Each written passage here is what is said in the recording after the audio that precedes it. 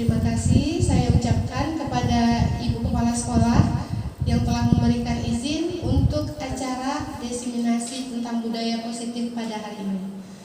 Terima kasih juga saya ucapkan kepada rekan sejawat yang telah hadir dan sudi untuk mendengarkan diseminasi tentang budaya positif yang berada di modul 1.4 program guru penggerak.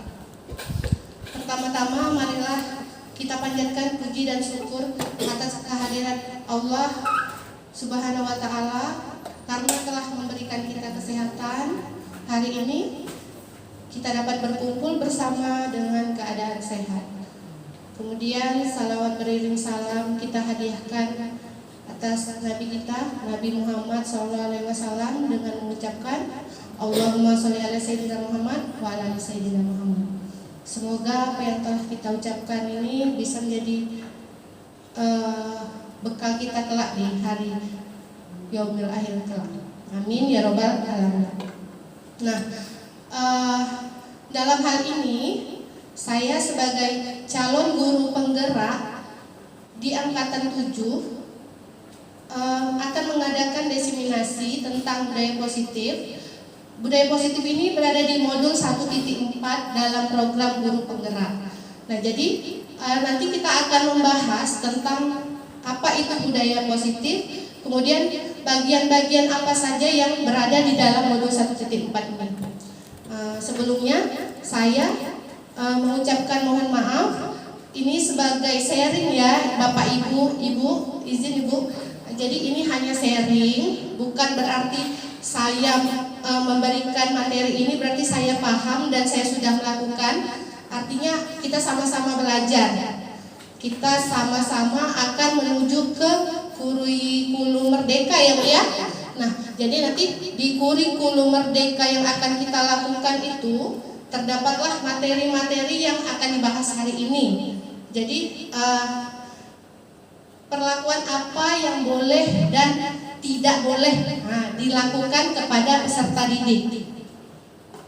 Jadi setelah saya sendiri setelah mempelajari modul ini merasa oh ternyata selama ini cara mengajar saya banyak yang salah. Salah di sini dalam arti kata tidak boleh dilakukan di dalam kurikulum merdeka. Nah, jadi kita mulai. Nah, jadi ada tujuan pendidikannya. Tujuan pendidikannya menurut Ki Hajar Dewantara, saya singkatkan aja, maaf. Tujuan pendidikan adalah menuntun segala kodrat yang ada pada anak-anak agar mereka dapat mencapai keselamatan dan kebahagiaan yang setinggi-tingginya, baik sebagai manusia maupun sebagai anggota masyarakat. Oleh sebab itu, pendidik itu hanya dapat menuntun tumbuh atau hidupnya kekuatan kodrat yang ada pada anak-anak agar memperbaiki lakunya, bukan dasarnya, hidup dan tumbuhnya kekuatan kodrat anak. Nah, di sini dimaksud ada kata menuntun. Artinya kita sebagai pendidik biasanya kita yang menginginkan anak itu seperti apa. Jadi contoh di dalam kelas kita selalu seperti egois ya Bapak Ibu ya, merasa apa yang kita inginkan anak-anak harus lakukan. Nah, ternyata di dalam kurikulum merdeka itu sendiri kita hanya sebagai penuntun. Apa yang anak-anak inginkan dalam pelajaran kita harus ikuti. Misal ketika kita masuk ke kelas ada anak-anak yang kita rasa kurang bersemangat. Jadi kan kita seharusnya tidak boleh mengikuti egoisnya kita. Kita ingin anaknya seperti ini. Jadi kita bertanya kepada mereka, nah gitu ya, hari ini kita mau materinya ini nih. Nah, kalian mau belajarnya seperti apa gitu. Jadi kita ajak main game misalnya, tapi gamenya bukan hanya game sekedar game. Game itu berisi materi. Nah, jadi seperti itu. Nah, kemudian budaya positif dari tema ini sendiri. Budaya positif di sekolah itu yaitu nilai dan kebiasaan di sekolah yang berpihak pada murid agar mereka dapat berkembang menjadi pribadi yang kritis, penuh hormat, dan bertanggung jawab sesuai dengan profil pelajar Pancasila. Nah, profil pelajar Pancasila inilah yang ditekankan nanti di dalam kurikulum Merdeka.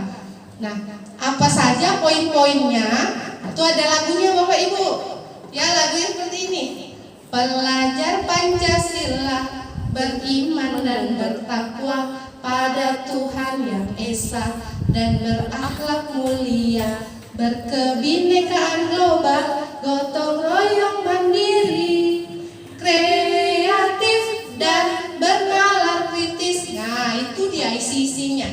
Jadi harus ada kreatifnya, bernalar kritis, kemudian gotong royong.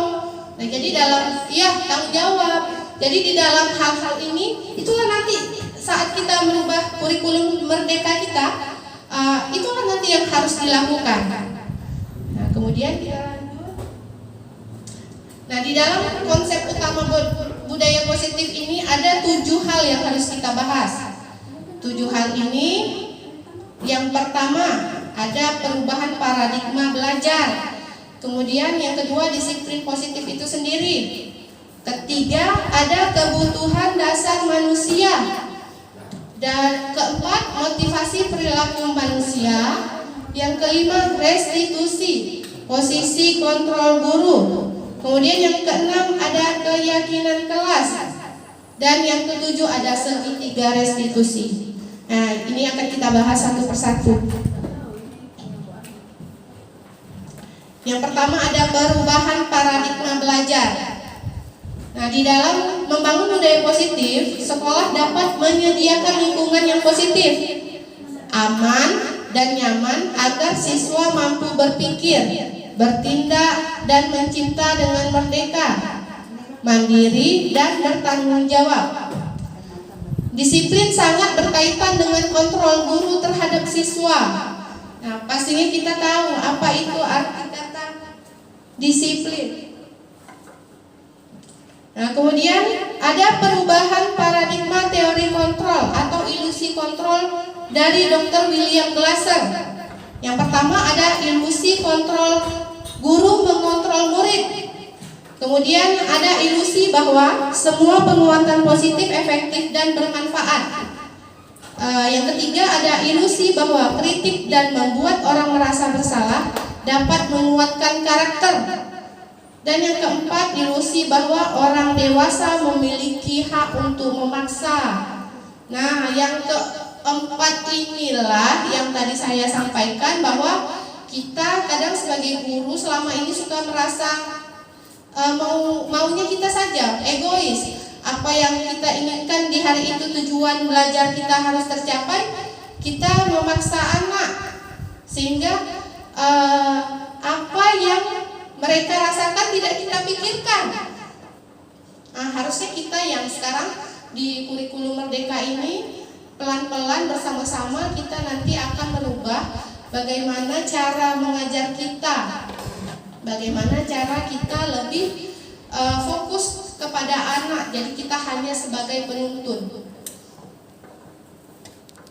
Nah, ini ada lagi teori kontrol dari Stephen R. Covey.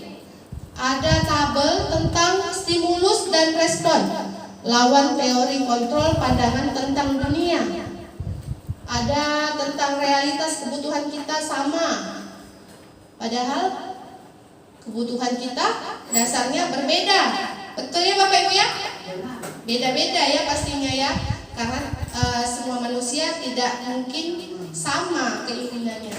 Kemudian semua orang melihat hal yang sama, padahal setiap orang memiliki gambaran yang berbeda ya. Sebagai contoh, kadang-kadang yang kita anggap baik belum tentu orang lain menganggap itu baik ya. Setuju ya Bapak Ibu ya? Ya, setuju. Kemudian ada lagi, kita mencoba mengubah orang agar berpandangan sama dengan kita. Nah, kita yang mencoba, sedangkan orang itu berusaha memahami pandangan orang lain terhadap dunia. Jadi kita mencoba mengubahnya, harusnya itu dengan usaha. Kemudian ada lagi perilaku buruk dilihat sebagai suatu kesalahan. Nah, semua perilaku memiliki tujuan, ya. Jadi semua, terkadang anak-anak itu berperilaku sehari-hari pasti mereka ada tujuannya. Contoh, mereka datang dari rumah ke sekolah mungkin malas-malasan atau tidak mood belajar, pasti ada sebabnya dari rumah. Nah, kadang kita ini kan tak mau tahu sebagai guru. Yang penting kita ngajar, pikir kita dulu ya. Padahal harusnya kita harus cari tahu apa penyebab anak kita bersikap seperti itu. Nah, kemudian ada lagi orang lain bisa mengontrol saya. Padahal hanya Anda yang bisa mengontrol diri Anda, betul ya? Iya, hanya diri kita pastinya yang bisa mengontrol kita, bukan orang lain. Orang lain menginginkan kita bersikap seperti ini ya, belum tentu kita mau. Jadi hanya kita yang bisa mengontrol. Kemudian saya bisa mengontrol orang lain, betul tak Bu? Tidak, karena Anda tidak bisa mengontrol orang lain kenyataannya. Ya, tak mungkin kita nak setel, kecuali ya mungkin sebagai ibu dan anak di rumah.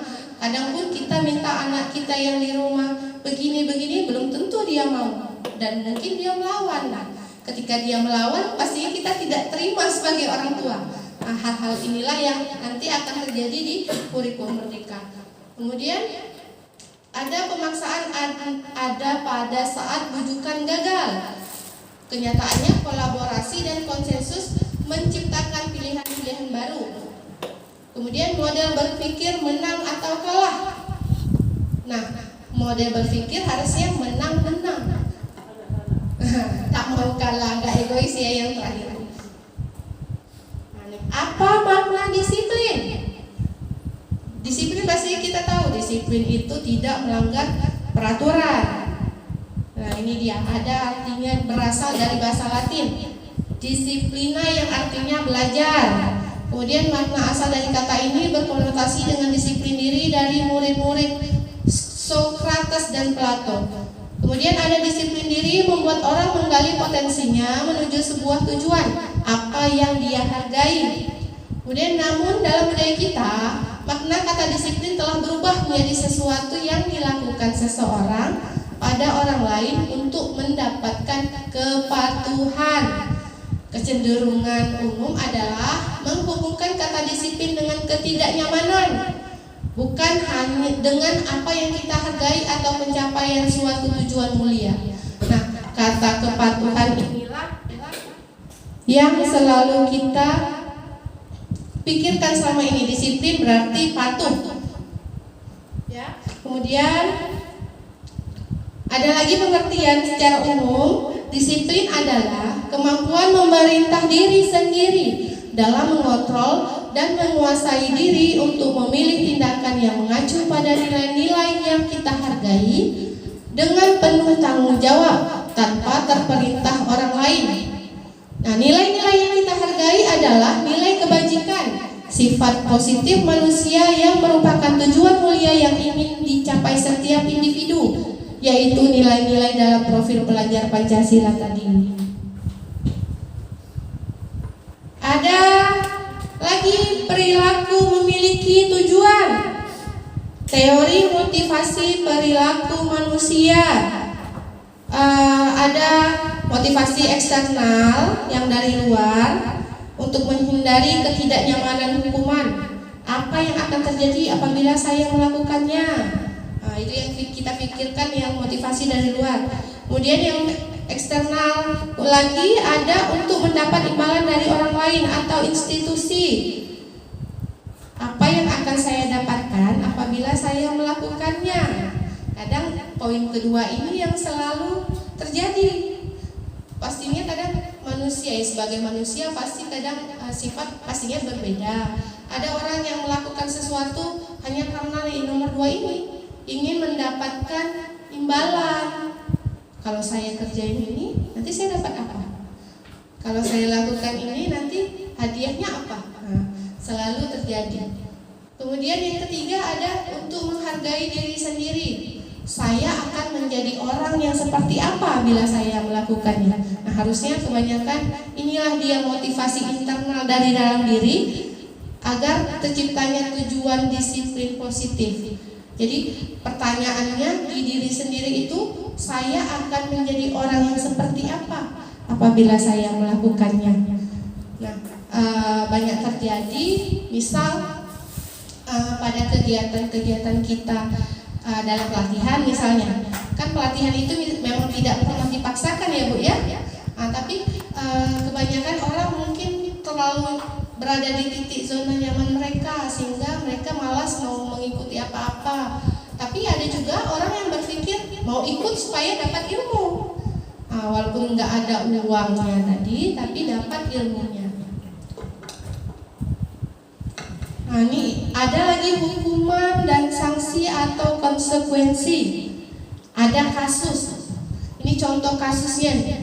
Iva kurang menguasai pelajaran matematika, sehingga pada saat pelajaran tersebut berlangsung, dia lebih banyak berdiam diri atau menggambar di buku pelajarannya.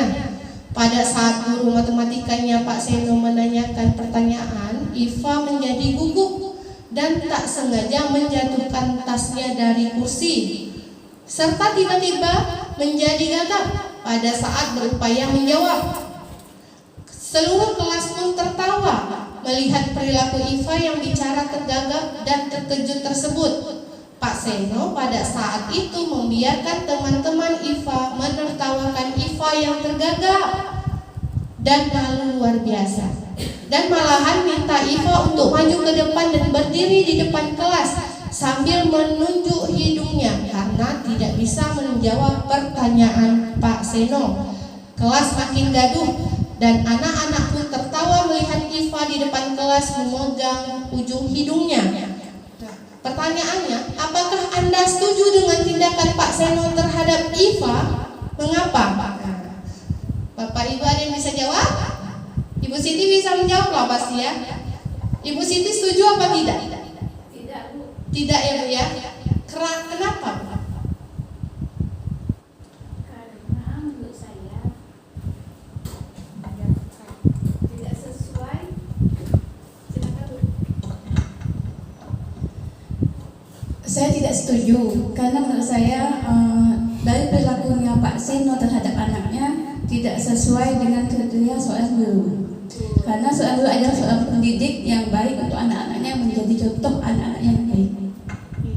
Dalam waktu sekaligus Bu Siti, menurut Anda tindakan Pak Seno terhadap Iva adalah sebuah hukuman atau konsekuensi Bu Siti? Menurut saya itu sebuah hukuman. Karena anaknya Ipanya dimajukan ke depan, kemudian dihukum memegang ujung hidungnya. Beri tepuk tangan untuk Bu Siti.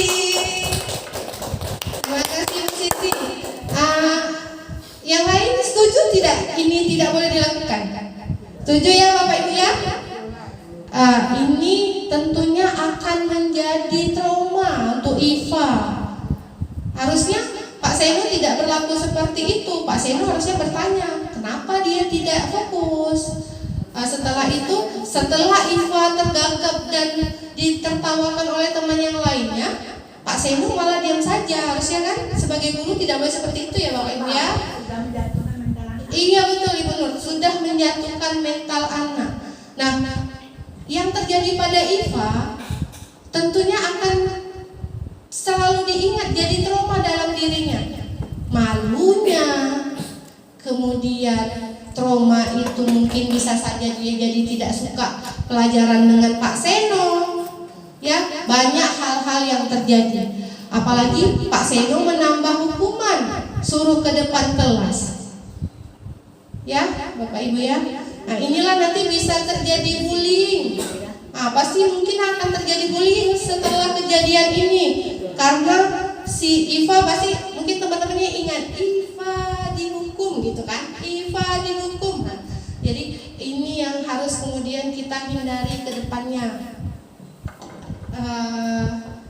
Ya ini ada lanjut lagi, kita ada hukuman, konsekuensi dan restitusi. Nah, ini berbeda. Jadi kalau hukuman itu adalah sesuatu yang menyakitkan harus terjadi. Contoh Iva tadi, udahlah sakit hati mungkin ditertawakan, kemudian dihukum maju ke depan, pegang hidung. Nah, kalau konsekuensi itu sesuatu harus terjadi, dan restitusi itu adalah merupakan pilihan. Kemudian kalau hukuman itu tidak nyaman untuk murid atau anak untuk jangka waktu panjang. Seperti Iva tadi, dihukum pasti Iva selalu ingat itu terus.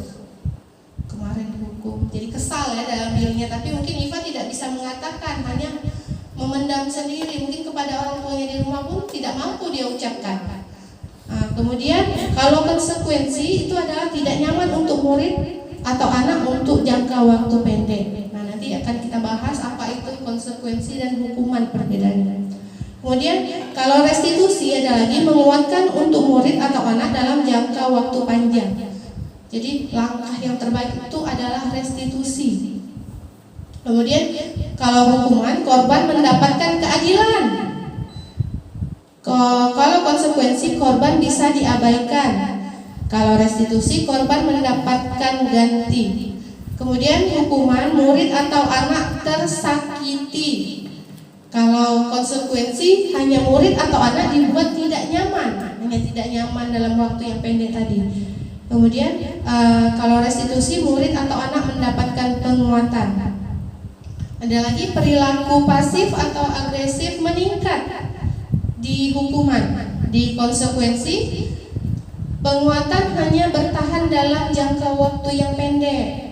Nah, kalau di restitusi ini yang terbaik itu adalah masalahnya terpecahkan. Di hukuman kemudian sistem tidak akan berjalan bila murid tidak takut. Kita menganggapnya dihukum karena murid itu harus takut. Jadi kalau dia tak takut pasti kita hukum lagi. Kita merasa kalau dah kita hukum dia tak jerah, besok-besok hukum lagi aja karena dia belum takut. Nah, pasti kita menganggapnya gitu. Tapi kalau konsekuensi memerlukan monitoring dan supervisi terus-menerus dari guru. Jadi kalau konsekuensi bedanya setelah kita memberikan konsekuensi, kita memantau perkembangannya. Kemudian kalau restitusi, murid belajar bertanggung jawab untuk perilakunya. Jadi dia yang menyadarkan diri dia sendiri. Bukan lagi kita memantau atau kita hukum kembali. Jadi dia teringat, oh kemarin saya diberikan nasihat misalnya dari ibu seperti ini ya. Nanti dia akan sadar sendiri. Nah, kemudian berlaku hanya pada sebuah institusi, tidak berlanjut pada kehidupan nyata di hukuman ini. Kalau di konsekuensi, membantu penerapan mengikuti peraturan dalam masyarakat. Sedangkan di restitusi fokus pada pemecahan masalah dalam jangka waktu yang panjang. Nah, jadi kalau misal ada perkataan atau teksnya itu kalau di hukuman, peraturannya adalah kamu harus bla bla bla. Jadi kita tuh marahin anak, kita bilang lah kemarin peraturannya kan gini, kamu harus gini, kamu harus ikut perkataan ibu, gitu. Tidak boleh tidak. Itulah seperti itu kalau kira-kira hukuman. Sedangkan konsekuensi, kita yang bertanya dulu nih, apa peraturannya? Mampukah kamu melakukannya? Nah, ada ucapan terima kasih di situ. Nah, tapi kalau di restitusi, kata-katanya lebih baik. Contoh pertanyaannya, apa yang kamu yakini? Kemudian apa yang bisa kamu lakukan untuk memperbaiki masalah ini? Jadi kita yang melemparkan pertanyaan kepada mereka, anak itu. Solusi apa kira-kira kalau kamu berbuat salah seperti ini? Seharusnya kamu seperti apa agar tidak mengulanginya lagi? Seperti itu. Kemudian ada lagi tentang hukuman itu, murid atau anak membenci peraturan. Jadinya malah membenci peraturan itu. Bisa jadi saja, misal contoh, anak jangan pakai sepatu berwarna lain, harus hitam misalnya kan. Nah, jadi nanti dia sengaja nggak pakai aja sepatu lain, karena nanti dihukum. Jadi seolah-olah jadi kesal dan berbuat terus. Kemudian kalau yang konsekuensi, murid atau anak menghormati peraturan. Nah, jadi dia mulai menyadarkan dari dirinya. Nah, kalau restitusi, murid atau anak menghormati dirinya dan orang lain. Jadi kalau hukuman itu negatif, konsekuensi itu berada di tengahnya, netral. Nah, kalau restitusi itu positif. Nah, ini kita sama-sama coba ya Bapak Ibu ya. Ini ada beberapa contoh. Nah, jadi kita sama-sama coba berlatih ini hukuman atau konsekuensi. Yang pertama, kira-kira kalau lari mengelilingi lapangan basket 2 kali karena terlambat hadir di sekolah, hukuman. Oke, kalau membersihkan coretan yang dibuatnya di meja tulis, hukuman. Oke, nanti kita cek jawabannya. Kemudian yang ketiga, murid diminta untuk push up 15 kali karena tidak menggunakan masker ke sekolah, hukuman Bu Liza ya. Tak apa-apa Bu Liza, kita kan belajar. Nanti kita cek kebenarannya. Kemudian ada menggantikan kertas tugas teman yang telah dicoret-coret, konsekuensi. Oke, berjemur di lapangan basket pukul 12 siang karena mengobrol dengan teman, hukuman. Oke, murid diminta bertelanjang kaki sepanjang hari karena tidak menggunakan sepatu warna hitam sesuai peraturan sekolah, hukuman. Kemudian berdiri di depan kelas sambil mengangkat kaki satu karena tidak bisa menjawab pertanyaan, hukuman. Kita cek ya Bu ya. Nah, ini dia. Ini dia jawabannya. Sepertinya yang lain betul, hanya nomor 2. Nomor 2 itu membersihkan coretan yang dibuatnya di meja tulis itu adalah konsekuensi. Karena apa? Karena dia salah, dia sulit perbaiki kesalahannya. Jadi itulah bedanya kira-kira hukuman dan konsekuensi. Dari sini kita bisa mulai membedakan yang mana harusnya kita lakukan dan yang mana tidak boleh kita lakukan. Nah, ini ada lagi namanya materi selanjutnya, kebutuhan dasar manusia. Ada realitas kebutuhan setiap orang tuh berbeda. Kita harus berusaha memahami pandangan orang lain tentang dunia. Setiap orang memiliki gambaran yang berbeda. Jadi ada 5. Ada cinta kasih yang diterima, kemudian ada penguasaan, ada kesenangan, ada kebebasan, dan ada survival. Survival itu untuk bertahan hidup. Ada contoh kasus ya, kita ambil nama Bu Ani ya, Bapak Ibu ya. Ibu Ani, guru kelas 5 di SD Pelita Hati, sedang bingung menghadapi ulas salah satu murid di kelasnya, Agus. Beberapa anak telah datang dan mengeluhkan Agus yang seringkali meminta bekal makan siang mereka dengan paksa. Jika Anda menghadapi situasi seperti Bu Ani, apa yang akan Anda lakukan? Menurut Anda kira-kira apa alasan Agus melakukan hal itu? Apa kira-kira? Ada yang bisa bantu jawab? Pak Topik mungkin? Silakan Pak Topik.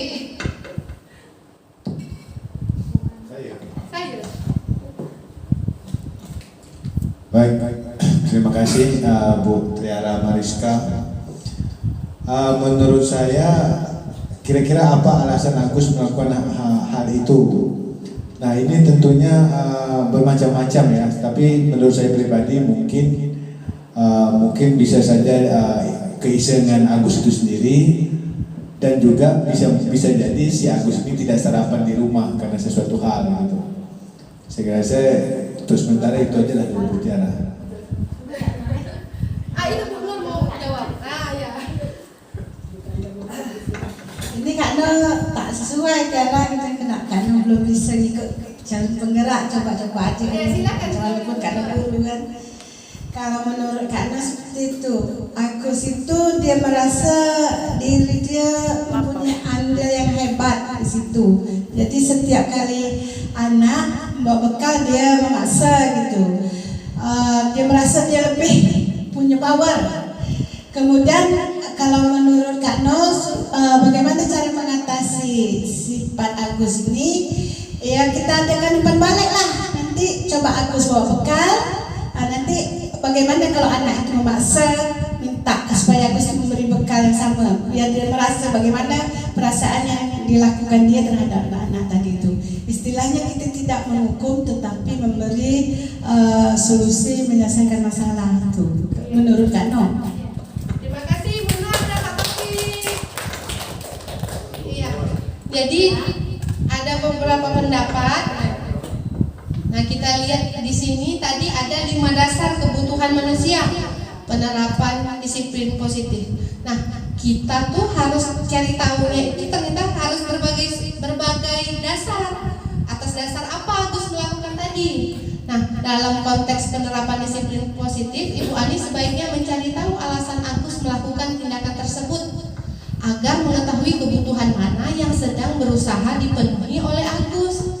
Jadi anak ini melakukan suatu hal tuh kadang banyak yang mereka pikirkan nih.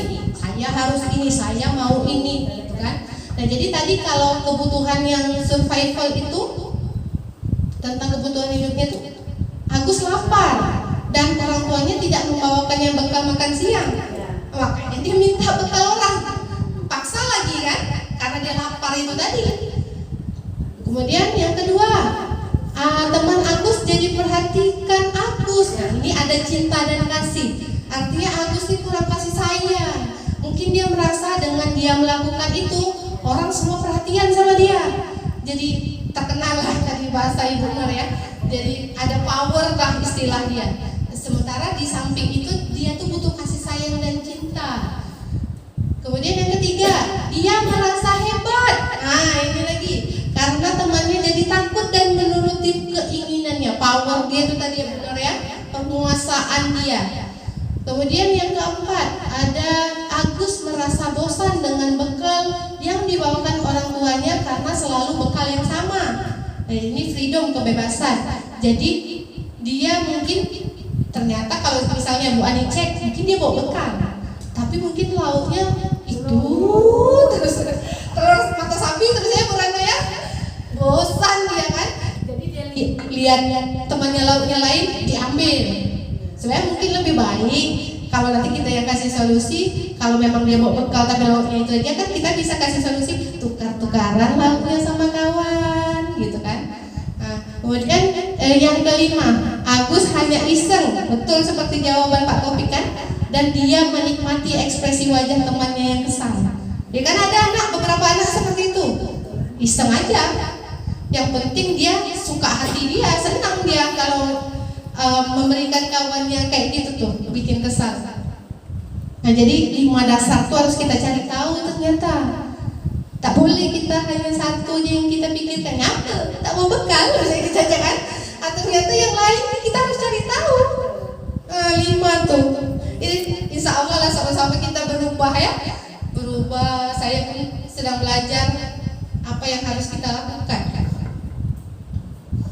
Nah, nih ada posisi kontrol guru. Guru tuh ternyata banyak macam.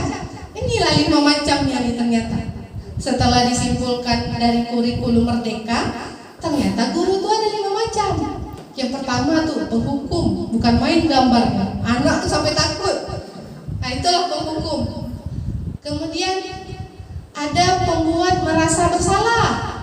Jadi ada membuat anak merasa bersalah. Nah, yang ketiga jadi teman. Guru ini jadi teman. Kemudian yang keempat dengan teropong dia memantau ya dari jauh sebagai pemantau dia. Nah, yang kelima tuh sebagai manajer. Ini agak keren nih manajer nanti. Nah, ini dia nih. Ada tentang identitas gagal, identitas berhasil, dan identitas berhasilnya yang dari dalam diri. Ada pertama motivasi guru berbuat nih, biasanya sebagai penghukum menghardik, menunjuk-nunjuk, menyakiti, menyindir. Nah, kan kalau penghukum tuh gitu, menghardik, marah, nyindir. Oh, ternyata menyindir tuh termasuk menghukum. Misal, kemarin siapa kawan kita yang tak pakai sepatu, misalnya gitu kan? Ternyata menyindir tuh sudah termasuk menghukum. Kita pikir selama ini mungkin masih oke lah, ternyata tak boleh. Kemudian kalau membuat merasa bersalah tuh gagalnya berceramah dan mengatakan seharusnya kamu gini. Kemudian ibu kecewa, kamu nih hari ini gini. Nah, ternyata pembuat merasa bersalah tuh kayak gitu. Ibu gurunya atau bapak gurunya suka biar anak muridnya kesian, gitu kan. Jadi selalu bilang, kamu tak kesian nak sama ibu, gitu kan. Itu pembuat merasa bersalah namanya. Kemudian kalau berhasil itu lebih baik jadi teman. Jadi teman itu misalnya membuat alasan-alasan untuk muridnya. Ayolah nak, lakukan demi ibu. Nah gitu kan, jadi kayak kawan aja gitu sama anak. Kemudian, masa kamu tidak mau? Ingat tak ibu pernah bantu kemarin? Nah gitu. Ada lagi posisi pemantau tadi. Ini berhasil tapi yang dari luar. Kemudian dia menghitung dan mengukur. Jadi pemantau ini lebih ke dia bertanya, apa peraturannya kemarin? Nah, jadi dia balikkan ke anaknya. Kemudian menyesuaikan diri anak itu nanti jadi bila diawasi. Nah yang bagus ini manajer, dia berhasil dari dalam diri sendiri si anak menghargai dia diri sendiri. Dia mengajukan pertanyaan. Jadi ada kata-kata tuh, apa yang kita yakini, kemudian apa yang bisa kau kerjakan untuk memperbaiki masalah ini, kita lemparkan sama anak, biar dia berpikir mencari solusi dia sendiri. Hasilnya itu kalau penghukum memberontak menyalahkan orang lain berbohong, kalau pembuat merasa bersalah menyembunyikan, menyangkal, berbohong. Kemudian kalau teman ketergantungan, ada tak bagusnya juga ketergantungan dia. Kemudian menyesuaikan diri bila diawasi sebagai pemantau tadi hasilnya. Sedangkan manajer menguatkan pribadi dia sendiri.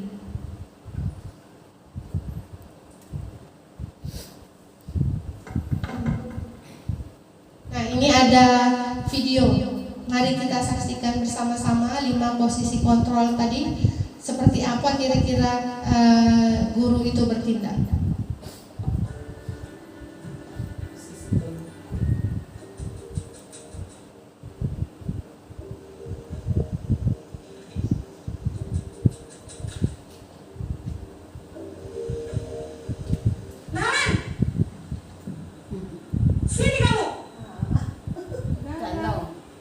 Selamat pagi Bu.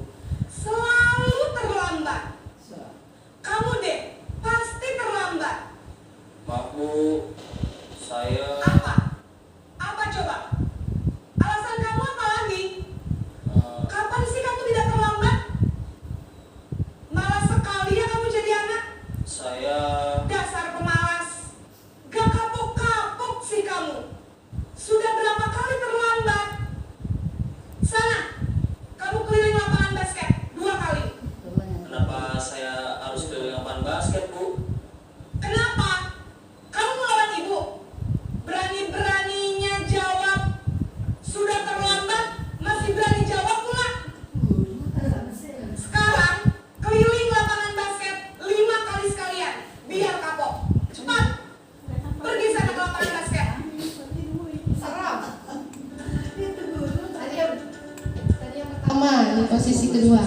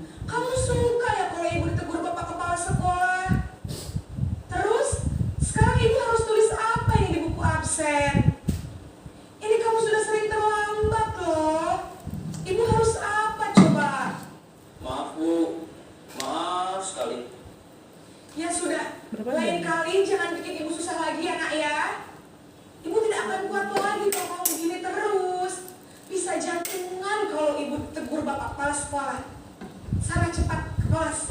Maaf ya Bu, maaf sekali. Jadi sedih anaknya. Posisi pembuat rasa bersalah berbicara dengan nada tenang.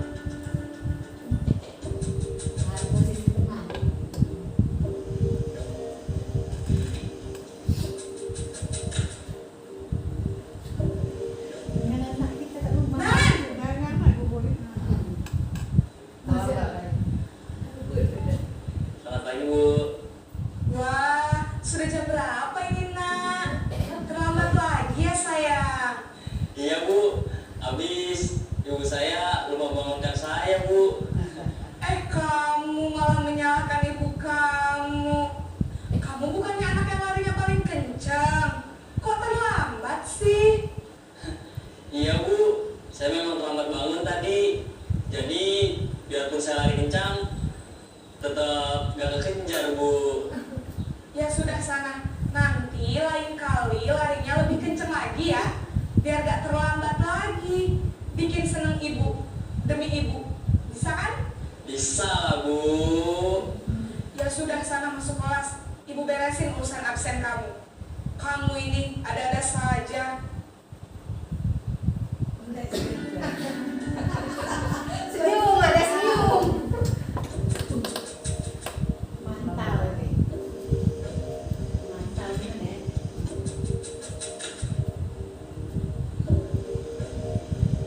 Naren! Duh, aku pula yang kaget. Selamat pagi Bu. Naren, apa peraturan sekolah kita tentang Ren. jam berapa kita harus masuk sekolah, nak? Jam 10, Bu. Harus di sekolah jam 7 Bu. Iya betul, sekarang sudah jam 7.20. Naren sudah tahu konsekuensinya jika terlambat hadir. Paham Bu, saya harus tinggal kelas pas jam istirahat selama 20 menit. Iya benar, konsekuensinya demikian. Jadi nanti jam 9.30 pas istirahat, kamu harus tinggal di kelas, kerjakan tugas tambahan untuk ketertinggalan kamu, ya? Baik Bu. Kalau kita pikir ini positif ya. Iya.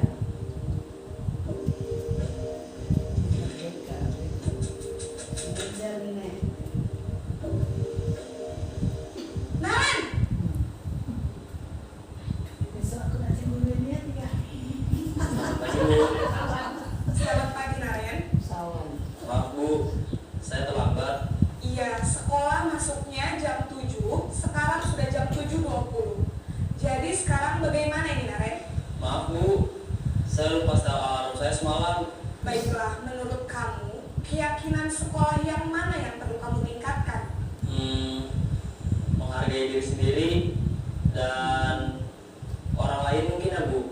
Setuju. Jadi, apakah Naren meyakini prinsip saling menghormati tersebut? Iya Bu, saya meyakininya. Apakah Naren bersedia memperbaiki masalah keterlambatan ini? Bersedia Bu. Bagaimana kamu akan memperbaiki masalah keterlambatan ini? Saya akan coba untuk tidak lupa menyetel alarm saya Bu. Baik, kalau Naren lupa menyetel alarm di rumah, ada orang yang kira-kira bisa bantu mengingatkan tidak? Ada Bu, kakak saya, Kak Emma. Ada lagi selain Kak Emma? Selain Kak Emma, ada ibu saya. Baik, jadi yang mengingatkan Naren adalah Kak Emma dan ibu kamu ya? Kira-kira akan mulai start alarm kapan nih Naren? Setelah pulang sekolah, akan segera saya lakukan. Baik, jadi Naren akan setel alarm untuk bangun besok pagi dan akan diingatkan oleh kakak dan ibunda Naren ya. Ada lagi yang mungkin perlu dilakukan Naren agar tidak terlambat bangun lagi? Tidak ada Bu. Baik Naren, terima kasih untuk kerjasama kamu. Sekarang kamu perlu kembali ke kelas untuk belajar. Baik Bu, terima kasih. Nah, jadi tadi adalah contoh-contoh yang terjadi ketika kita melakukan 5 posisi kontrol guru. Nah, ternyata kalau pertanyaannya berbeda atau tindakannya berbeda, jawaban anaknya lain-lain. Jadi lebih terjawab di posisi yang mana Bu? Yang kelima ya, yang jadi manajer. Nah, jadi si Naren tadi lebih terbuka menjawab. Ya, lebih terbuka menjawab, ada kesempatan dia untuk menceritakan apa yang terjadi. Iya, kemudian solusinya dari dia sendiri. Dia yang memikirkan harus seperti apa, bukan kita yang mengatur harus apa. Jadi kemudian yang posisi keempat tadi juga tidak terlalu negatif, masih baik, masih dia bertanya ya Bu ya. Itu juga baik. Dan kita mengingatkan konsekuensi di sekolah kita kalau terlambat seperti apa. Dan yang fatal ya nomor 1 tadi. Naren belum jawab, saya ada kena gas, digas terus sama ibunya, sampai tak bisa senyum si Naren. Jadi next.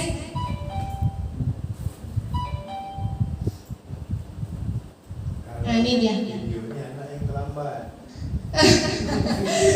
Kemudian ada posisi kontrol guru. Ada pertanyaannya, kemudian siapa yang mengatakan.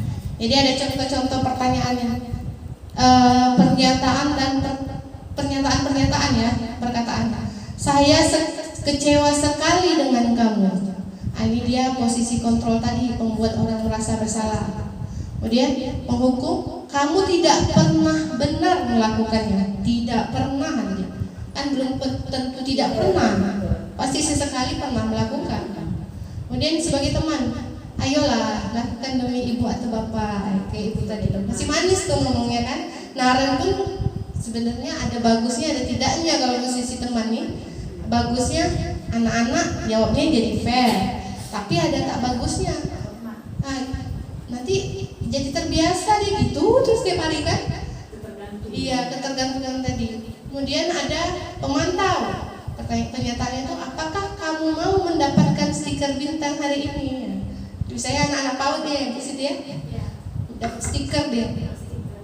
Kemudian manajer, bagaimana kamu bisa menyelesaikan masalah ini? Kayak tadi si Naren dia tanya, macam mana caranya? Nah, Naren jawab setel alarm, ada yang ingatkan gitu. Solusinya dari dia. Kemudian yang terakhir ada penghukum tuh, kamu selalu paling yang terakhir. Jadi kata penghukum tuh selalu tidak pernah saat itu yang diucapkan guru. Padahal kan belum tentu selalu dia lakukan, belum tentu tidak pernah dia lakukan. Tak mungkin anak kita setiap hari buruk. Iya, menyalahkan. Nah, kita masuk kemudian ada lingkungan positif, keyakinan kelas dan peraturan kelas.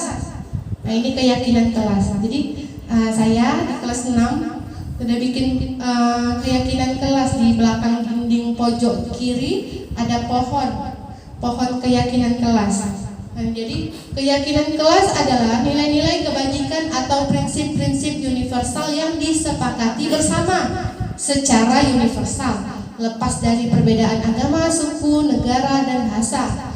Menurut Gossen 1998, suatu keyakinan akan lebih memotivasi seseorang dari dalam atau intrinsik. Seseorang akan lebih bersemangat untuk menjalankan keyakinannya daripada hanya sekedar mengikuti peraturan.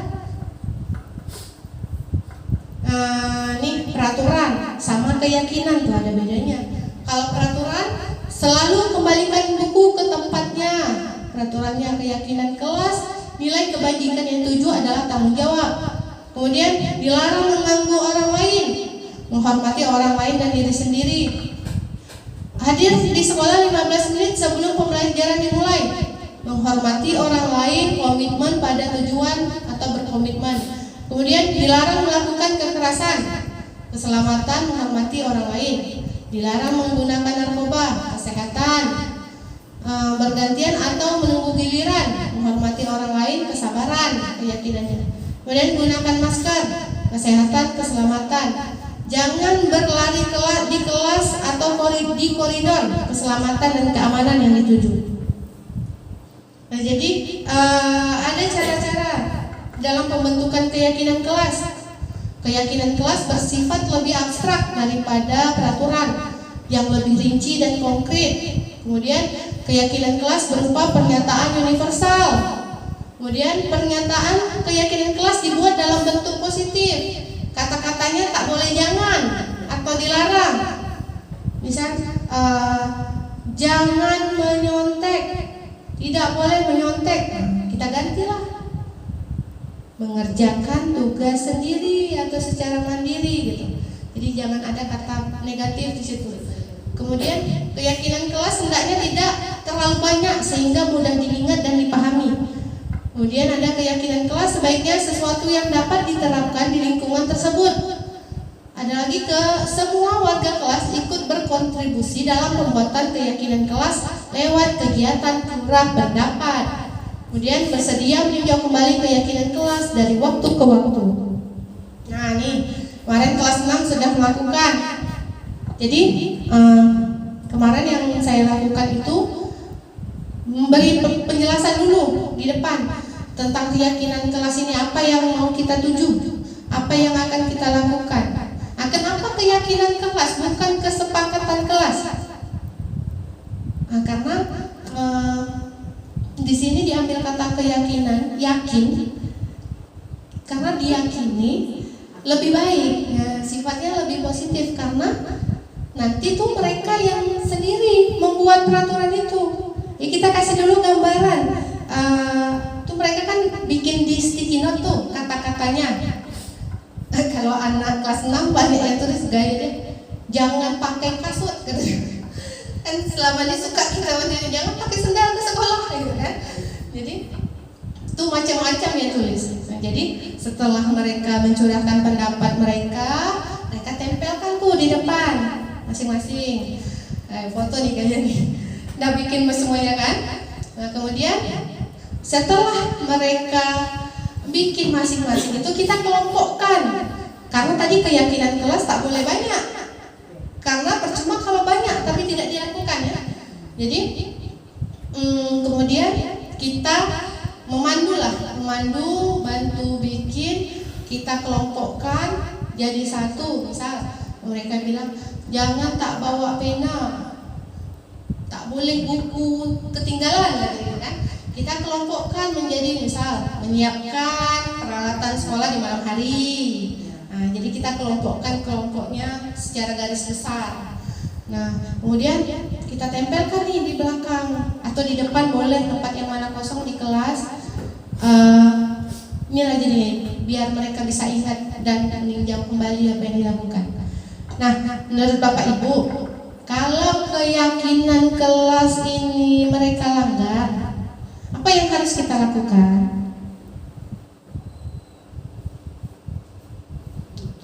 Riza, saya bingung Riza. Sila Riza, semuanya jawab. Coba dulu Pak, Riza sakit gigi.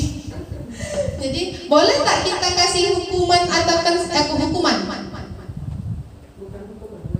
Konsekuensi Bu ya. Jadi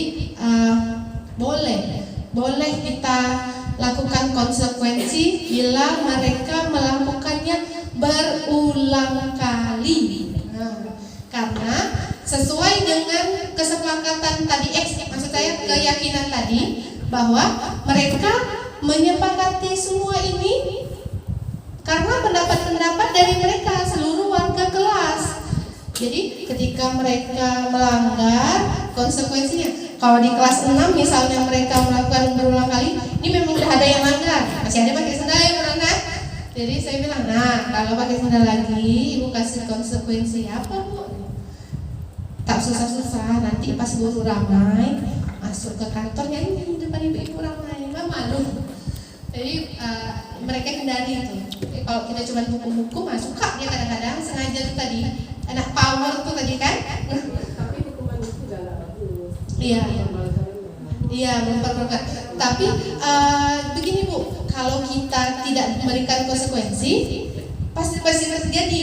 Bisa saja kita nanti cari solusi lain, mungkin kita rapat bersama, kan? Kalau semuanya sudah melakukan keyakinan kelas di kelas masing-masing, nanti kita cari nih konsekuensi kita sama-sama.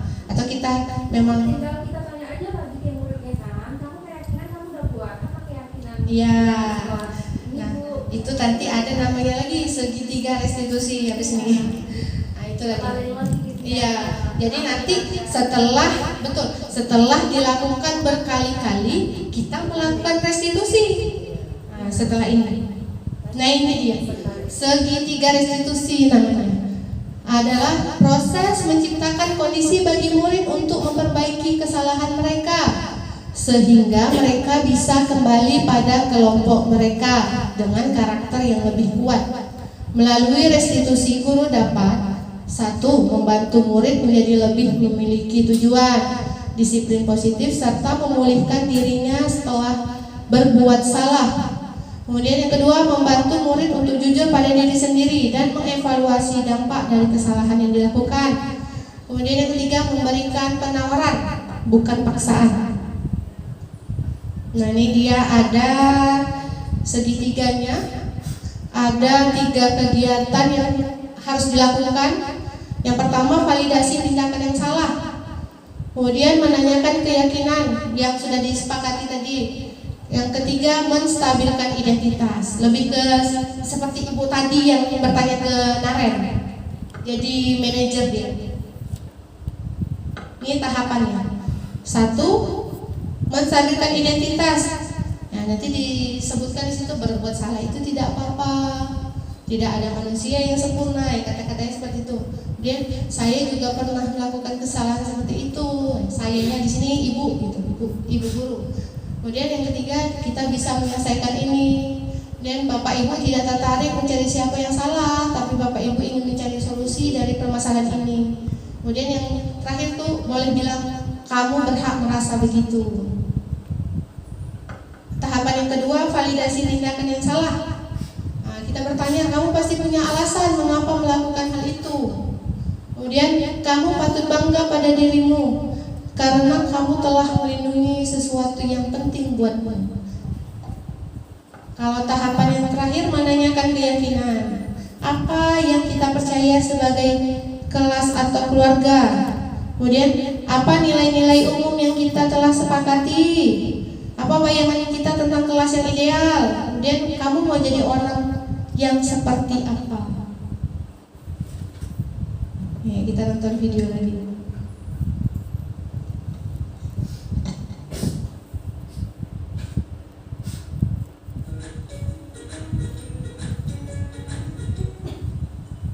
Salam dan bahagia Ibu dan Bapak guru hebat.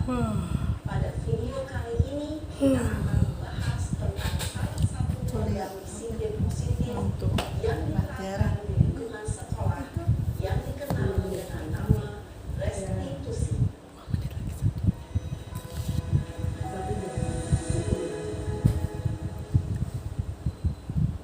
Restitusi dikembangkan oleh pakar pendidikan Diane Boston berlandaskan pada teori kontrol Dr. William Mason.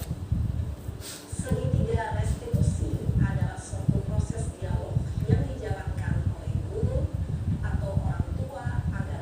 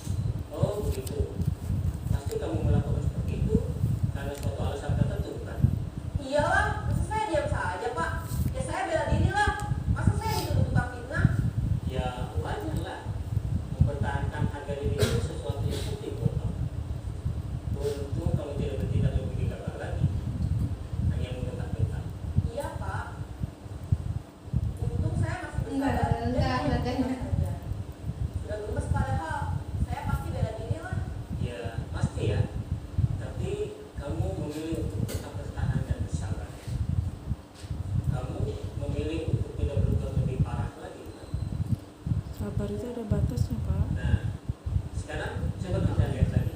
Tindakan kamu yang mentak-mentak PK di kelas. Tindakan kamu itu kira-kira sesuai dengan keyakinan kelas atau prinsip kamu tidak? Enggak lah Pak, capek Pak jadi pemarah. Jadi keyakinan atau prinsip mana yang kurang sesuai dengan keinginan kamu? Ya saya sebenarnya sangat menghargai orang lain.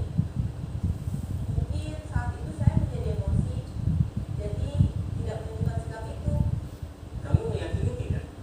Menghargai orang lain itu penting buat kamu. Yakinlah Pak. Iya, setuju. Kita harus saling menghargai. Namun ada juga keyakinan yang kita sepakati yang perlu kita jalankan apabila kita sedang marah, kan? Ya saya bisa lebih proaktif, mulai dengan diri sendiri. Saya bisa jadi lebih sabar, mengambil waktu juga untuk berpikir mau apa selanjutnya. Kira-kira kamu bersedia memperbaiki masalah ini tidak? Sedia Pak. Kalau kamu memperbaiki masalah ini, kamu akan menjadi orang seperti apa? Saya akan menjadi orang yang bertanggung jawab kali ya Pak. Dan senantiasa proaktif. Iya. Menurut kamu, bagaimana rasanya menjadi orang seperti itu? Dan nyaman lah, bangga bisa sahabat dengan hati. Baiklah kalau begitu. Yuk kita pikirkan bagaimana memperbaiki masalah ini.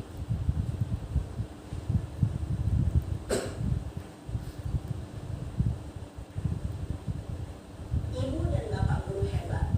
Baru saja kita menyaksikan contoh bagaimana seorang guru berada dalam posisi manajer menggunakan penerapan segitiga restitusi. Mari kita bahas satu persatu. Pada sisi pertama, menstabilkan identitas berdasarkan pada prinsip bahwa membuat kesalahan adalah bagian dari proses pembelajaran. Sisi pertama dari segitiga ini berperan menggeser identitas murid dari identitas gagal ke identitas sukses. Murid yang sedang bertingkah laku yang tidak pantas atau menarik diri saat itu sedang mengalami identitas gagal. Bila kita mengkritiknya, maka posisinya tidak akan berubah. Kita bisa mengajukan pernyataan-pernyataan ini. 1. Membuat kesalahan sesuatu yang wajar. 2. Manusia tidak ada yang sempurna. 3. Kita bisa memperbaiki masalah ini. 4. Saya tidak menanyakan kesalahannya. Saya lebih fokus bagaimana memperbaiki masalah ini. 5. Apakah saat ini kamu tengah menjadi orang yang baik untuk dirimu sendiri? Pada sisi kedua, validasi tindakan yang salah berlandaskan pada prinsip bahwa setiap perilaku berupaya memenuhi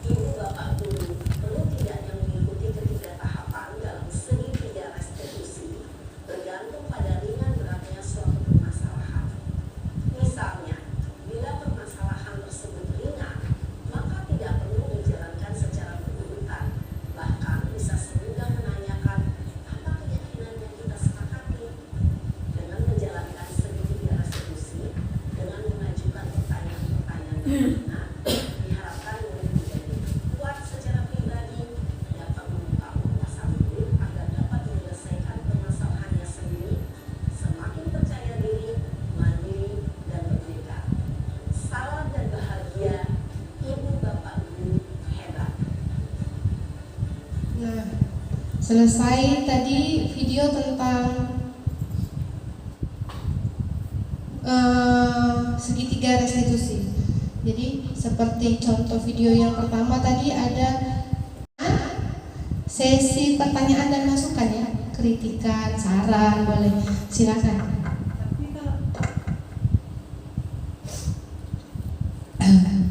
Bagi Mutiara nanya nih, kadang-kadang kan kita kalau di dalam kelas tuh saking terbawa emosi ya, kayaknya untuk mencari solusi cara menegur anak dengan cara belajar tuh kayaknya susah. Bukan susah sih, cuma nak memerlukan pemikiran yang lebih agak ini ya buat. Yang sering kayaknya terbawa di dalam kelas tuh kayak kalau menghukum tuh untuk kayaknya udah jarang sekarang. Kayaknya banyak di konsekuensi tuh. Itu macam yang kakak tanya macam mana cara untuk mendapat untuk kita menegur anak secara konsekuensi yang agak jangan macam mana ya, jangan membuat anak jerah. Jerah.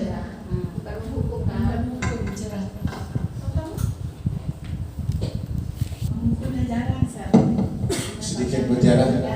Restitusi itu apa ya? Restitusi itu adalah suatu pemecahan permasalahan.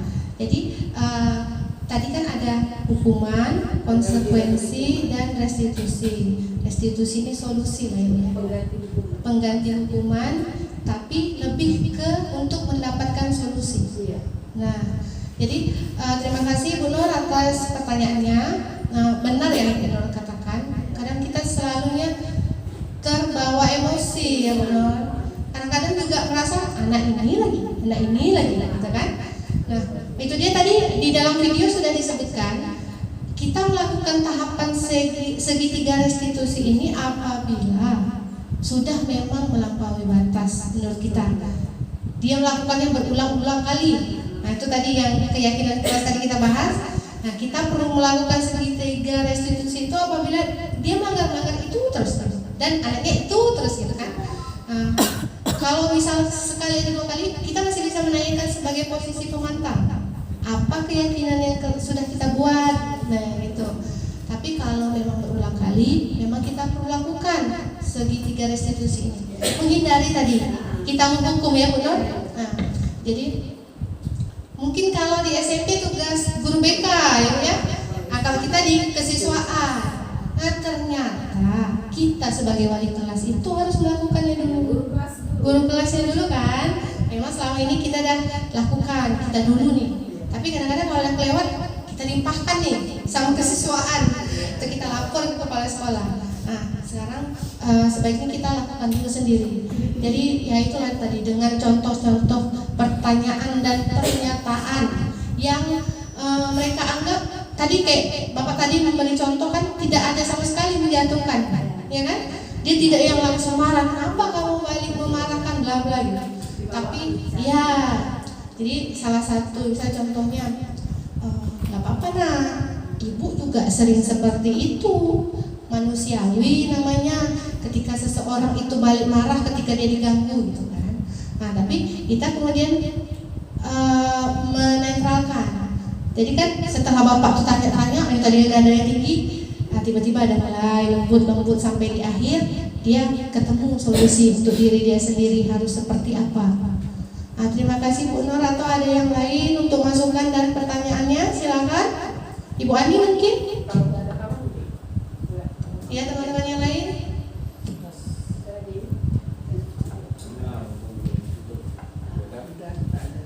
Pas. Pas. Nah, Ibu Ani silakan Bu. Bu dulu aja nggak apa-apa ya. Ya boleh Bu. Bismillahirrahmanirrahim. Terima kasih atas waktunya. Pertama-tama Ibu ucapkan terima kasih kepada Ibu Tiara yang sudah memberikan pencerahan kepada kita ya tentang budaya positif. Ini sekedar masukan Bapak Ibu. Setelah kita mendengarkan penjelasan tadi dan juga kita melihat contoh-contoh yang disampaikan di video tadi, marilah kita bersama-sama mencoba ya budaya positif ini. Ibaratnya kata Bu Nur tadi, tak bisa berat intinya ya. Hal itu sebenarnya karena kita belum melakukan ya, kita belum mencoba.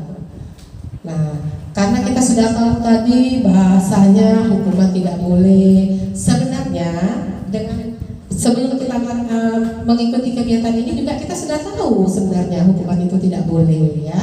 Tapi secara manusia wajar tadi kita melakukan hal seperti itu. Cuman Ibu mohon mulai saat ini karena kita sudah tahu, sudah sama-sama mendengar dan memperhatikan, marilah kita bersama-sama mencoba ya, mencoba melakukan budaya positif ini di sekolah kita, terutama untuk diri kita sendiri dulu lah paling tidak. Nah, tadi Ibu lihat ada pohon apa tadi, keyakinan. Nah, pohon keyakinan. Kita cobalah sama-sama. Ibu mohon kepada Bapak Ibu wali kelas dicoba. Itu hal yang positif masalahnya ya. Paling tidak tuh 4, 5, 6 kan sudah bisa berpikir nih maunya seperti apa. Tapi kalau kelas 1, kelas 2, 1 sampai 3 itu kita bimbing lah guru kelasnya. Nah, kalau saya berat-berat agak 5 aja, 5 macam aja, atau banyak-banyak itu. Tapi diharapkan di pohon keyakinan itu jangan ada kata tidak boleh, jangan ya.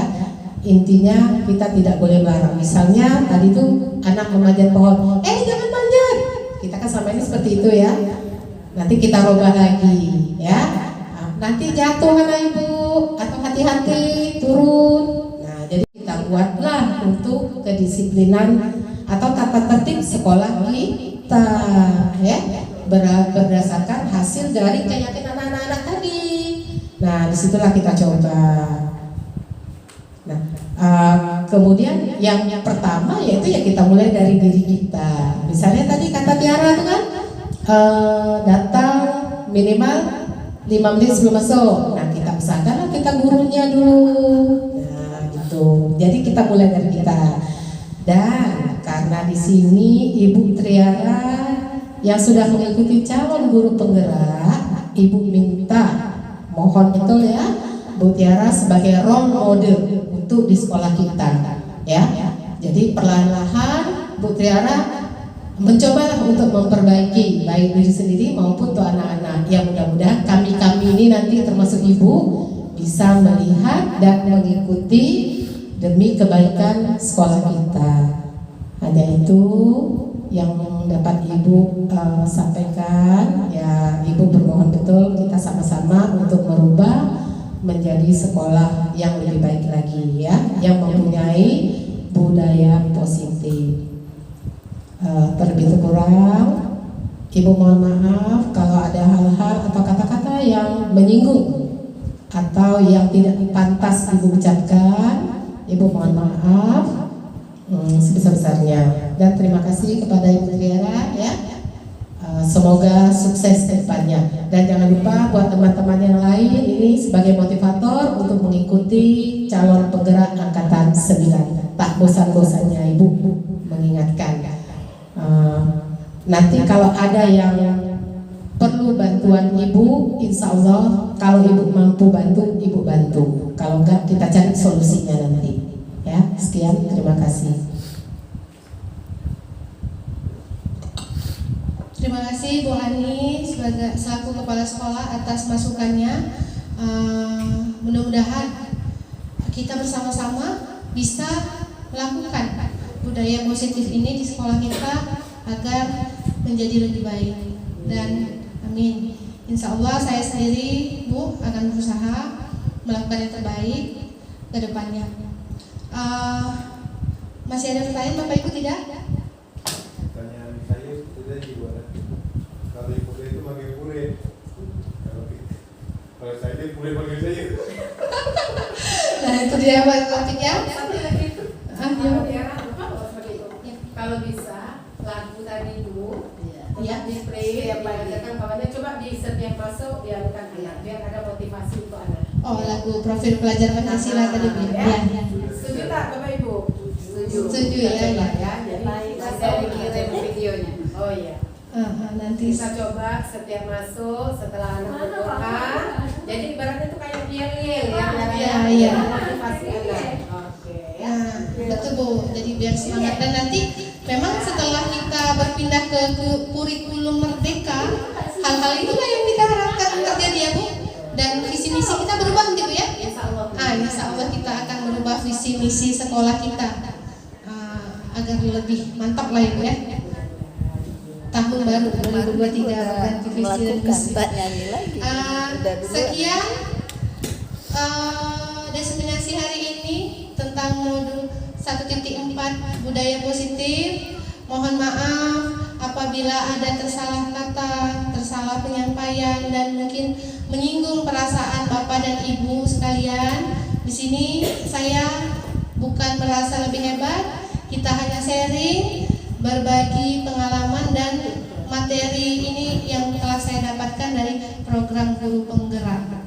Semoga apa yang telah kita hari ini sama-sama kita pelajari bisa merubah diri kita menjadi lebih baik lagi. Amin ya robbal alamin. Bismillah ya Bapak Ibu ya. Yuk tepuk tangan untuk sekolah kita.